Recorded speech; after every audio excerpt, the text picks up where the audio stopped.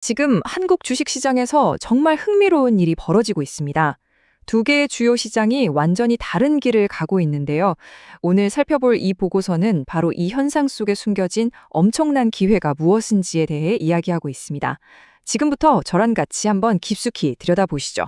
현재 한국 증시는 말 그대로 두 개의 시장 이야기라고 할 수 있습니다. 보시는 것처럼 한쪽 코스피는 정말 로켓처럼 솟아오르면서 사상 최고치를 갈아치우고 있는데, 다른 한쪽인 코스닥은 이 뜨거운 열기에서 완전히 소외된 모습이죠.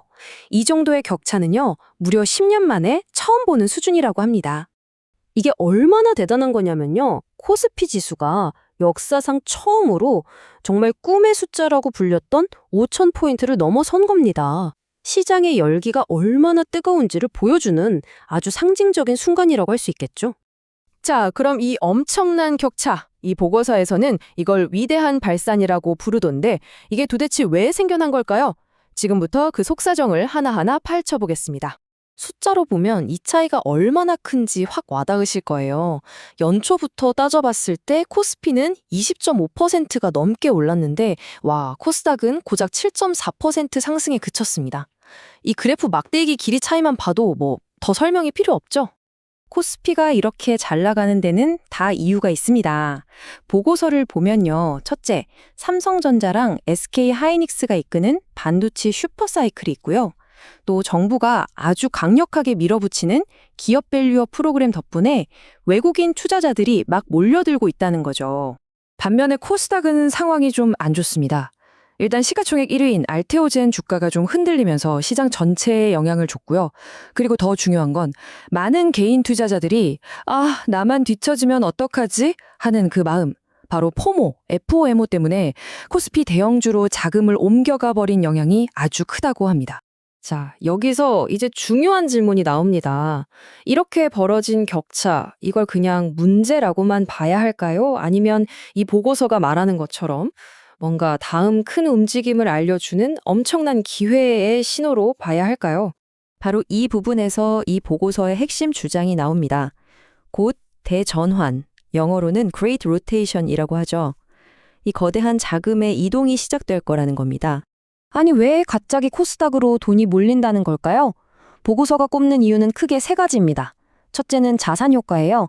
코스피에서 돈 번 투자자들이 이제는 상대적으로 저렴해 보이는 코스닥에서 새로운 기회를 찾는다는 거죠.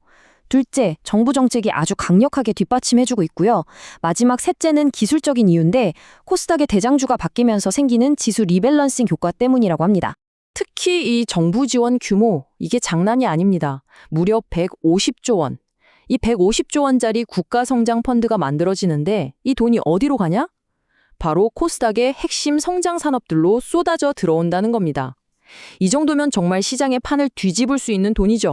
자, 그럼 가장 궁금한 거, 이 엄청난 돈이 과연 어디로 갈 것이냐? 보고서가 딱 짚어준 핵심 섹터들을 지금부터 살펴보겠습니다. 네, 첫 번째 타자는 바로 AI와 로보틱스입니다. 아까 말씀드린 그 150조 원 펀드의 1순위 투자 대상이 바로 여기고요. 요즘 HBM 메모리 때문에 난리잖아요. 그 수요와도 딱 맞물려서 가장 큰 수혜가 기대되는 분야라고 분석하고 있습니다. 그 다음 동력은 좀 의외의 곳에서 나옵니다. 바로 정치권인데요. 보고서는 곧 있을 지방선거에서 가장 뜨거운 감자가 바로 철도 지하화 같은 대규모 SOC, 즉 인프라 투자가 될 거라고 아주 강하게 이야기하고 있습니다. 선거 때마다 이런 공약들이 쏟아지면 당연히 관련 기업들 주가가 들썩이겠죠. 특히 지하터널을 뚫을 때 필요한 아주 특별한 기술, TBM 공법이라고 하는데요. 이 기술을 가진 특수건설이나 동아지질 같은 회사들이 직접적인 수혜주로 꼽히고 있습니다.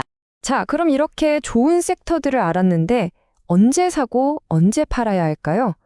이 보고서는 아주 친절하게 상반기 투자 전략 시간표까지 짜줬습니다. 월별 로드맵 한번 보시죠. 보고서가 제시하는 전략은 마치 하나의 게임 공략집 같아요. 자, 보세요. 1월, 2월에는 지금처럼 유망한 섹터에 미리 들어가서 자리를 잡는 포지셔닝 단계. 그리고 3월, 기업들 실적 발표하고 회계감사 받는 아주 민감한 시기죠. 이때는 리스크 관리에 집중하는 생존 게임을 해야 하고요.